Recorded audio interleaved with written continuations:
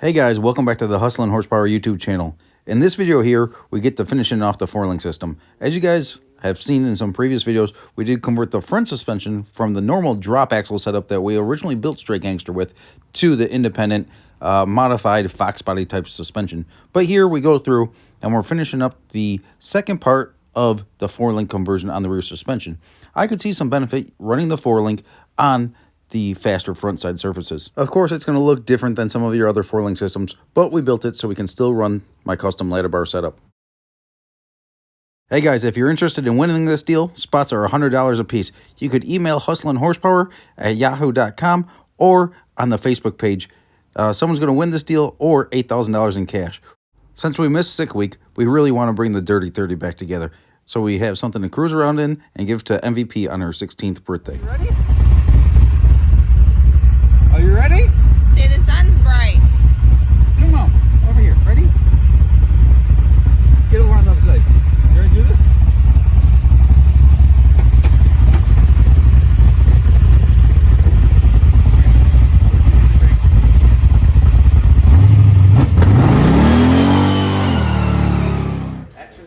So guys, I went through here and I mocked this up to 20 inches here. And this right here off of, it's actually a little under 20 inches. It's 19 3/4. Sometimes you just have to think on your feet. So this contraption here is just a piece of threaded rod with a washer that is sandwiched by two nuts to set the distance.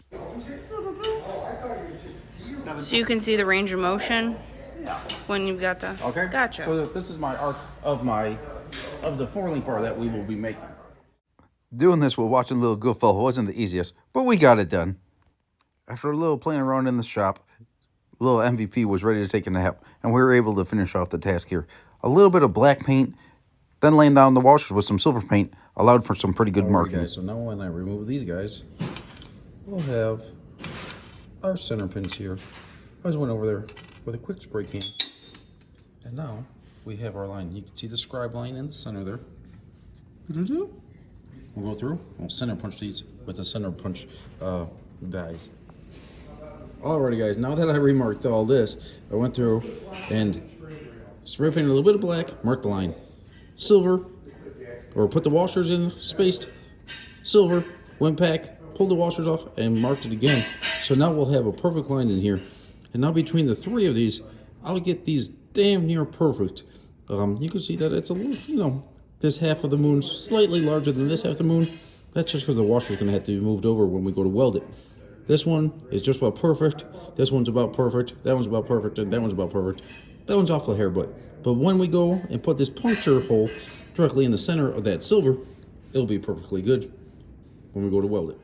Since we're making all four of the brackets at the same time, the worst thing that could happen is the pinion angle is off a fraction of a degree. So guys, I went through here with the dial calipers and I set them, and they ended up being like 1165-ish center to center. So I center pinched the first one here, and I went through the next one, went through and did them all, okay? And I worked from both sides here. So now that we have our crosses all marked here, okay? This is, like I said, this is a center to center of our the bar that we will be making at 20 inches. And then this is the spacing here. The spacing between the washers here is roughly guesstimated, right? But I went through here with the micrometer and I set it at the center to center, and we will have a bolt spacing of 1.16 basically. But when we go to put it on the car, it'll be right about 1 inch. The reason for the arc is because the arc is a little bit longer than the actual vertical length on the deal. So when you do this with a four-link setup, you could put this upper bar at any of these deals, and since it's on an arc, it won't change the pinion angle at all. It just changes the instant center length and height. So guys, we're gonna go through here. We're gonna measure up this deal here. This is gonna get boxed in. Like I said, we have 4 plates here. This side has to stay open. This side is getting welded to the chassis. This is gonna have to space these out for the heim joint to fit in there. So we're gonna have to box. So probably about here. So we might box the probably not the whole top. We'll probably box it from here to here. So I got to measure. Then we'll toss these in the mill. And we're going to knock these down to 755 thousandths or so. And on both edges. So we have a nice clean edge to weld on. Well guys, I have the end mill in here. And we're just going to do a skim cut. And then we'll use this face to measure off 750 thousandths using the micrometers. We'll just do a scribe line of 3/4 of an inch, 755 thousandths, and we'll mill to that edge. And these will be our spacers. So we got 2 9¼ inch pieces that will be on top and the bottom, and then one of these is marked at right here. It's marked at 2.5 inches for the front face, and they'll box all those in to make that stuff really rigid. Then of course we're going to go through and we'll tie in the centers of those as well with a hole saw. But it's easier to do this right now with the mill on this, because we got to clear off the whole mill table to drill out the holes on our plates. So just this process, we'll get it going here. By making these 755 thousandths, it gives us just a little bit of slop so the heim joints fit in. So guys, you can see before I put them in the mill, I deburred all the edges on here. And then we got to go through and deburr all these edges as well. Because when we go to clamp it in the vise, we don't want these things shattering. So we'll go through here. Just make sure all those burrs are gone. That's good. We'll go through and do the next set and then the next one. And then flip all these over. And it'll save us some setup time here by going like this. Putting these to the side. Go through here. Gotta make sure our vise is clean. Any of these chips in here can really screw stuff up. So we'll go through here. Set the next set in here. Tighten them back up. And do it all again. Well guys, I don't know if you can see that line right there. You can kind of see it right there. That's a scribe line at 755 thousandths. So we're going to mill to that edge there, and we'll set this basically up as a jig, so we could just cycle these all in there and trim all down to the same length. And these, like I said, are going to be our spacers. Alrighty guys, we got the brackets all jigged up. Like I said, they are all welded together, front and back. These are our locating holes, and we got our scribe line here for the length of the bar. And we got these, I always just call them like what's called blocks, but they're actually 1, 2, 3 blocks because they're 1 inch by 2 inch by 3 inch. German gave me that information, but we got it all clamped in here. When you're doing these, you want to set this up so it's at a slight angle higher than lower, and that the stud is a little bit to the front side. You can see how there's a little bit of an air gap here, so that's clamping right on top of the block. Same on this one, same on that one, and same on that one. Now, you don't want to have these too steep here, because then they'll start coming off of the blocks here. But we're gonna go through here. These are all tight. We're gonna go through. We'll do 3 of these, and then we'll probably move this one to here and do this one. Then we'll do this one, and we'll probably go. I think we're gonna go all the way. We're probably gonna go all the way on these. We'll go pilot hole, drill it, pilot hole, drill it, just so we're not relocating the deal every single time. First pilot hole is drilled. Even though we're using 1/2 inch bolts, I did drill these to 480 thousandths so the shank fits nice and tight. Well guys, boom, there it is. Time to go get a snack, and then we're gonna figure out exactly where I wanna locate the crossbar. We might even put a hole in here, 1 or 2 holes here to lighten it up a little bit. But yeah, this will should work out pretty dang well. There's all the bolt holes, all the bolt spacing. Like I said, we'll have that brace here. We'll have a crossbar that ties into these other bars here. And we just need to find out where that locates after I get a snack. So, back at it later. 6 hours later. Miley! Woo-hoo! Going for a ride? Woo-hoo! Hey, look at me, guys! Going for a ride? I'm so strong! Look at me, guys! Woo-hoo!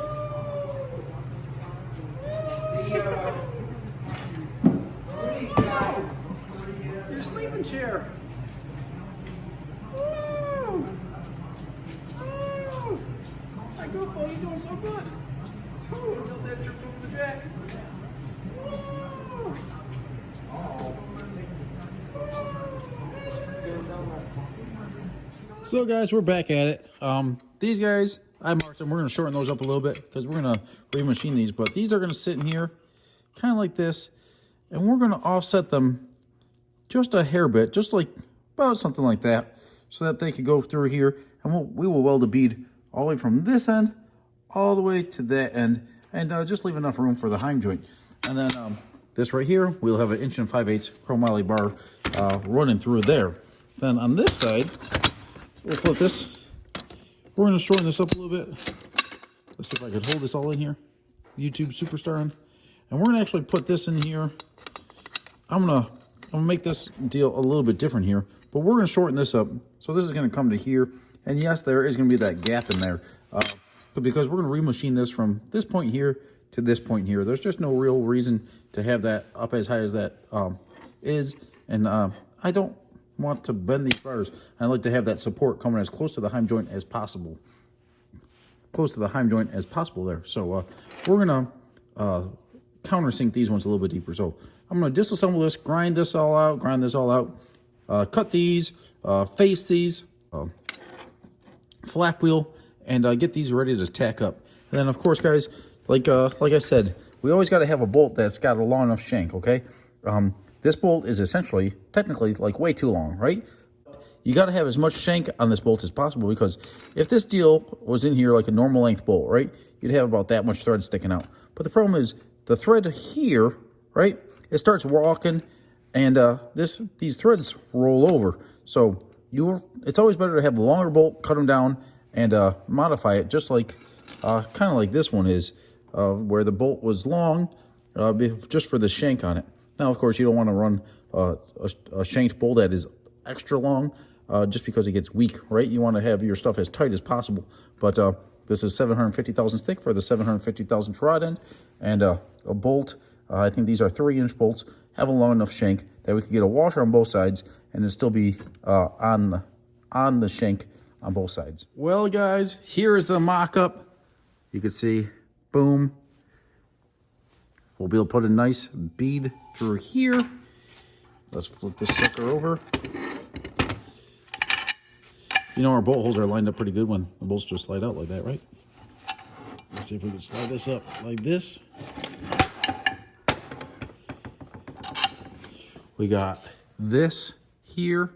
Of course, this right here, this heim joint's not going to be here. That's just for make sure our spacing is right.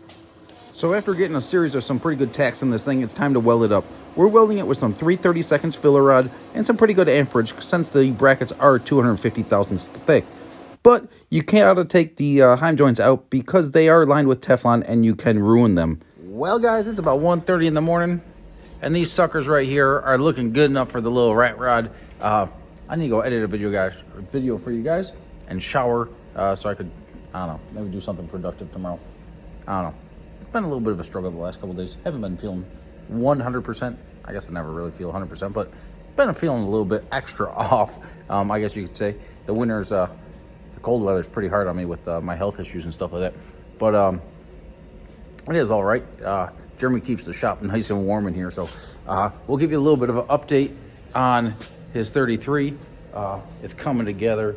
They started doing some dash work and stuff like that. We started figuring out the throttle linkage and stuff like that, the geometry on that, get that right.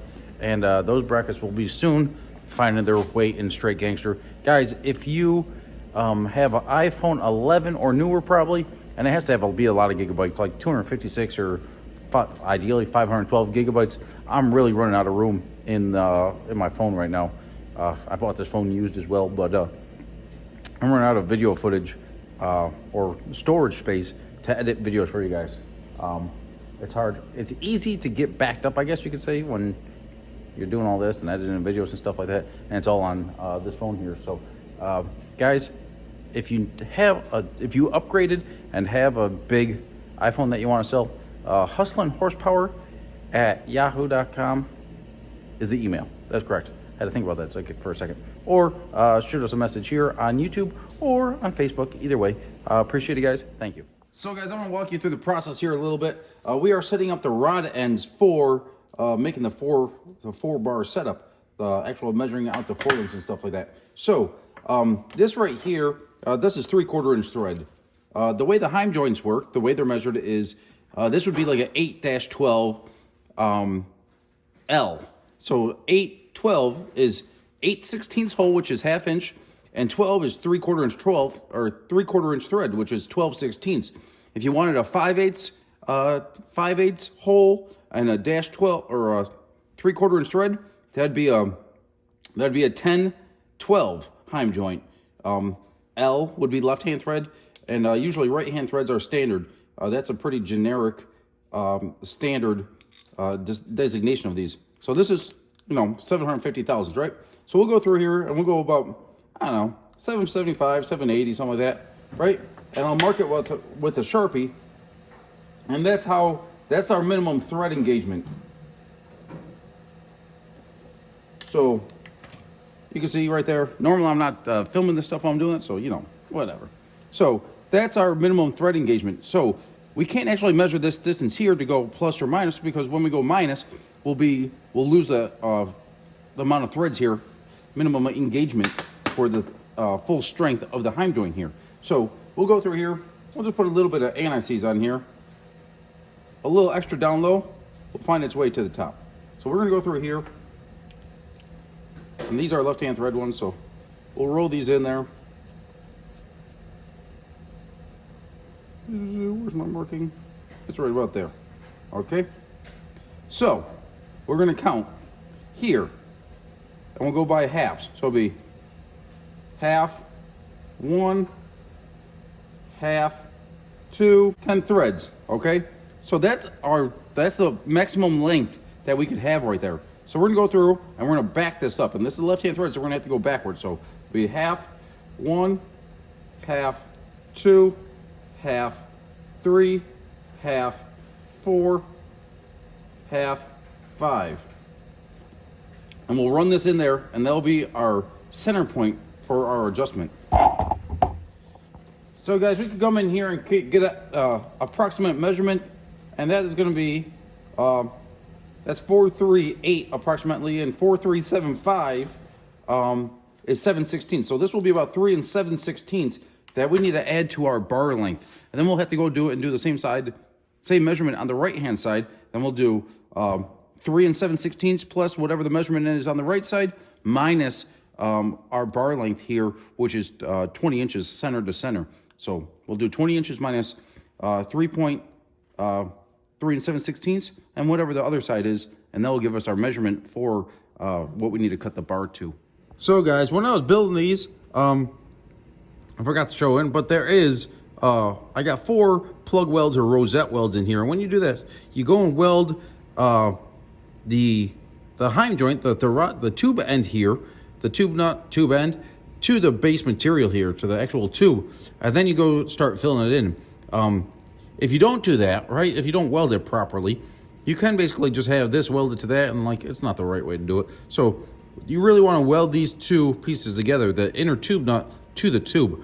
If you weld it improperly, you could basically just weld the tube plug weld here and not have any penetration into the rod end here. So you gotta make sure you're welding that properly.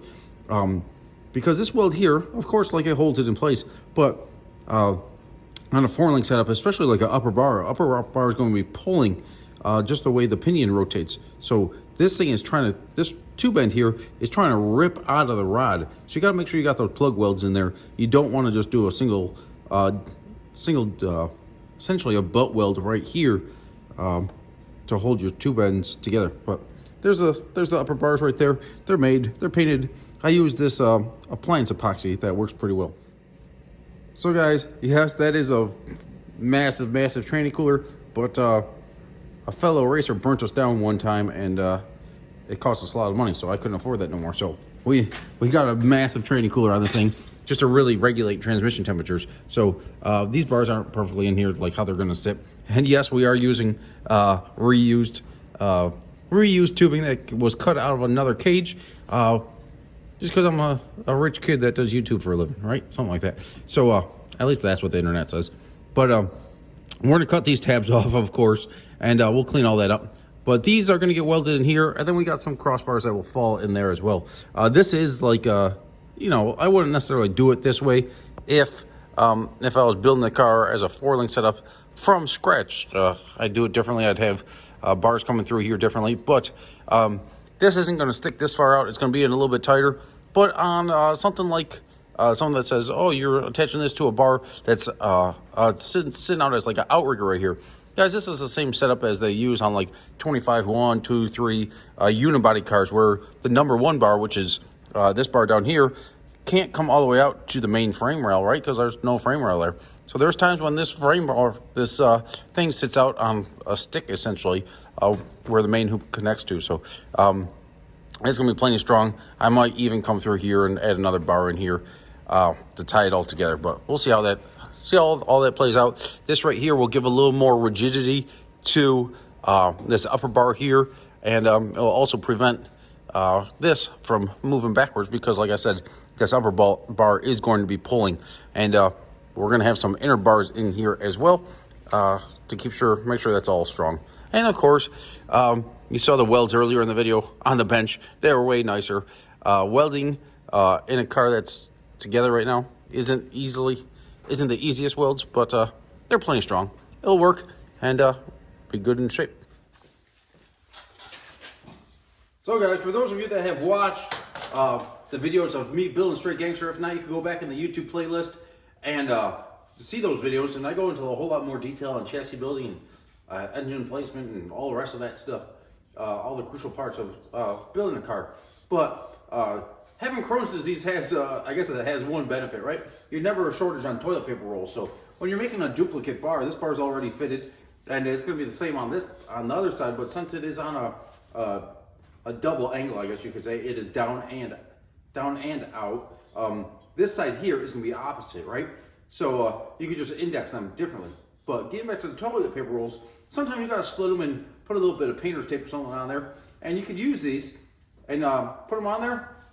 Slide them on, and now you just go and use my flat wheel, and you just go through, turn it on, and you got to sense the wheels, the way the wheels turn. You got to walk it through all the way this way. But you could see, trying to be a YouTube superstar here on an iPhone. You could see how nice that lays out when you go through there with the flap wheel. And I cope all my tubes essentially with just my porter band and my flap wheel, and it works pretty well. Now, don't get me wrong. Those nice tubing notchers and stuff like that, especially the ones with the like the end mills in them, those things work phenomenal, and they speed up the process a little bit. But when you get proficient with this, you can be pretty fast. And I usually do the faceline baseline deal, but like I said, those are in previous videos to get the initial notch in the tube. But also 1.5 inch. These are 1 5/8 tubes, but 1.5 inch by 2 inch long round sander works very well. Clean up the tubes and stuff like that, and you just gotta work them a little bit. But you can make tubes fit very, very nicely for essentially no money. Like the Dirty 30, I did that cage. That was a 25.3 650 certified cage, and I did that whole cage with literally three Harbor Freight that were $9.99 on sale. Just angle grinders. I had one with a flat wheel, one with a cutoff wheel, because I didn't have a porter band or even a bandsaw in my mom's little 1.5 car garage. So I literally used a cutoff wheel, then a flat wheel to cope all my tubes, and that car saved my life. So there's no arguing that chassis wasn't super strong. So yeah, this is a good way to go about making multiple copes. So we'll go and slide this piece on our other tube, mark it out, and get to making it. So guys, now that we got our tube sanded up nice and clean there, yes, these are used tubes. I don't know what this is, probably like number 15 bar. This is probably like a seatbelt tab or something like that got cut out of another cage. We line this up like this, and it sure is hard doing this through a camera, but line this up here. That's probably close enough. Go through and just trace it. Like I said, doing this looking through a camera is not the easiest, but you'll get the idea.